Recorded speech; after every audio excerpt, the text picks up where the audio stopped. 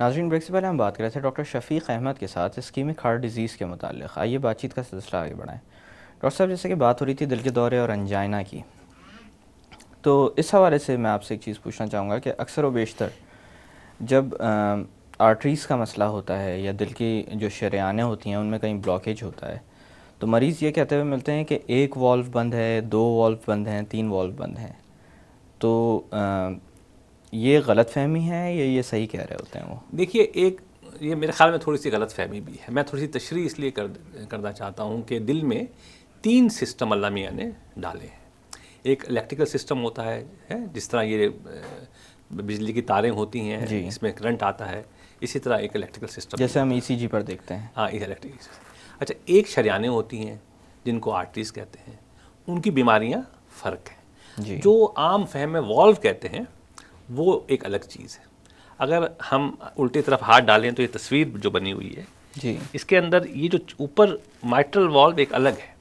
یہ اسی طرح ہے کہ جیسے کوئی آپ کا بیراج ہوتا ہے جو اس کے اندر خون کو روکنے اور کھولنے کے لیے اللہ یعنی میاں وہ نے بند کی طرح لگے ایک ہوئے بند کی طرح ہے، وہ والو کہلاتے ہیں.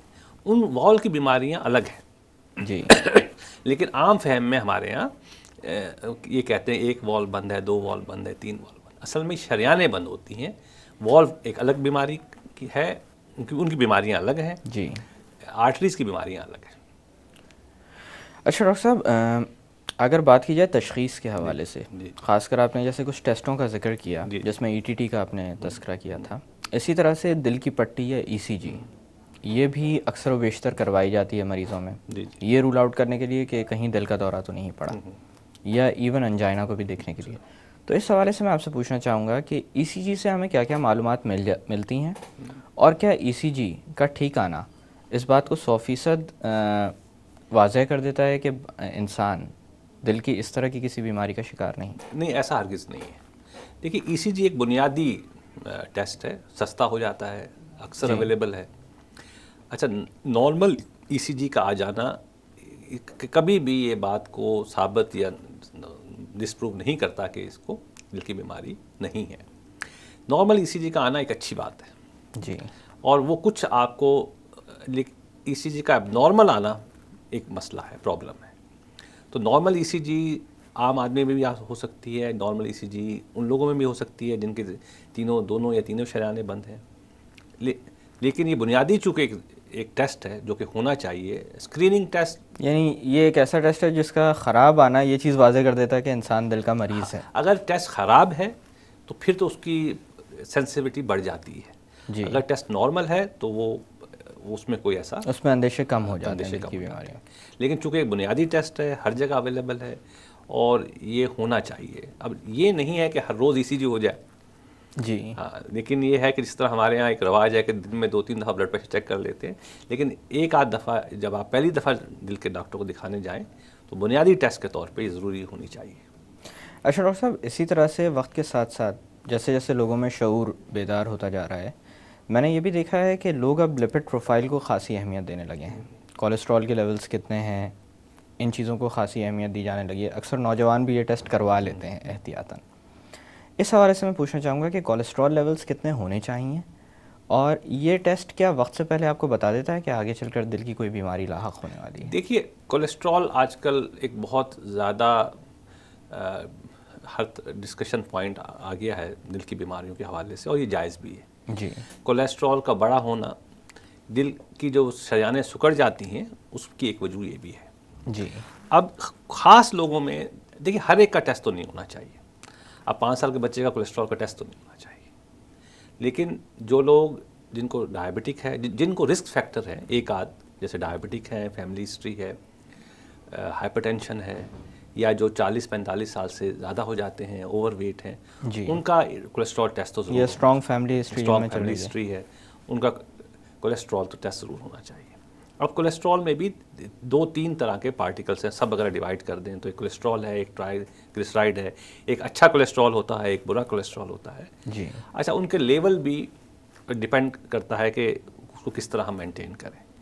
دیکھیے، اگر میرا ذاتی نظریہ یہ ہے کہ اگر کسی کو دل کی بیماری ہے، ڈائبٹیز ہے، ہائی بلڈ پریشر ہے، یا دل کی شریانیں سکڑنے سے کوئی پرابلم ہو گئی ہے، تو ان کا تو کولیسٹرول جتنا کم ہو اتنا اچھا ہے. جی. آج کل ایک نئی جو تھیوری ہماری میڈیکل سائنس میں آ گئی ہے کہ اسٹیٹن بیونڈ لپڈس، تو اس کے نظریے سے بھی میرے خیال میں وہ لوگ جو کہ 50 کے لگ بھگ ہوں یا 45 سے اوپر چلے جائیں، جن کو رسک فیکٹر ہیں، اور ان کا کولیسٹرول تو ضرور چیک ایک دفعہ ہونا چاہیے. یا وہ لوگ جن کے خاندان میں کولیسٹرول رن کرتا ہے. ایک کنڈیشن ہوتی ہے جسے ہائپر لپیڈیمیا بھی کہتے ہیں، ہائپر ٹرائیگلیسیرائڈز کا لیول بڑھ جاتا ہے. جی. وہ باپ سے بیٹے کو رن کرتا ہے، اور جب بیٹا 40 کے لگ بھگ ہوتا ہے تو اس وقت ان کا ضرور اسکرین کے طور پہ جو خاندانی موریثی جسے کہتے ہیں آپ، جی. ان کا ضرور ہونا چاہیے. اچھا ڈاکٹر صاحب، کیا ہم اپنی غذا سے کولیسٹرول کو کنٹرول کر سکتے ہیں؟ بالکل کر سکتے ہیں. دیکھیے، میں اگر آپ کا کولیسٹرول فرض کیجئے کہ نارمل کولیسٹرول کئی لیبارٹریز میں 180 یا 200 کے لگ بھگ ہے. جی. اگر ہم میں سے کسی کا 220 آ گیا ہے اور اسے کوئی رسک فیکٹر نہیں ہے، تو میرے خیال میں ایسے لوگوں کو کم سے کم 6 سے 8 ہفتے اپنی ڈائٹ یا خوراک کو کنٹرول کر کے کرنی چاہیے، اور کم سے کم 6 سے 2 مہینے تو دیجیے اس کو. اب وہ کیسے ہو کنٹرول؟ اعتدال کا لفظ جو ہے وہ سب سے بہتر ہے.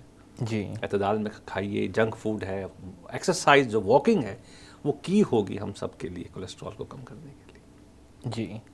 اچھا ڈاکٹر صاحب، آپ نے جنک فوڈ کا ذکر کیا. جنک فوڈ کے ساتھ ہم نے کچھ اور پرابلمس بھی نوٹ کی ہیں. مثال کے طور پر اب موٹاپا بچوں میں بھی نظر آنے لگا ہے، جو پہلے نہیں نظر آتا تھا.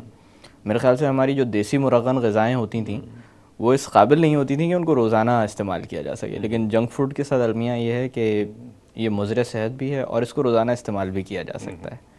اس حوالے سے میں پوچھنا چاہوں گا کہ کولڈ ڈرنکس اور برگرز وغیرہ اس طرح کی جو چیزیں عموماً ان کی طرف جو رجحان بچوں میں پایا جاتا ہے، کیا یہ بھی جو تبدیلی آ رہی ہے ہارٹ ڈیزیزز کے اندر کہ اب یہ وقت سے پہلے نظر آنے لگی ہیں، اسی طرح سے ان کی شرح میں بھی اضافہ ہو رہا ہے، موجب ہو سکتی ہیں اسی کی؟ بالکل.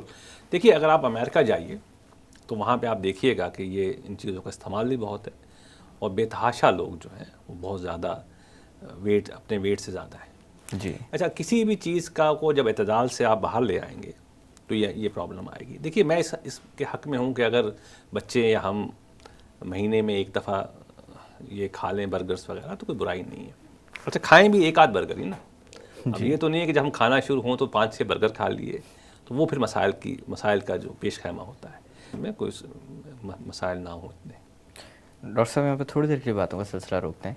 ناظرین، وقت ہوا ایک چھوٹی سی کمرشل بریک کا. بریک سے واپس آ کر اسکیمک ہارٹ ڈیزیز کے متعلق مزید بات کی جائے گی. Stay with us.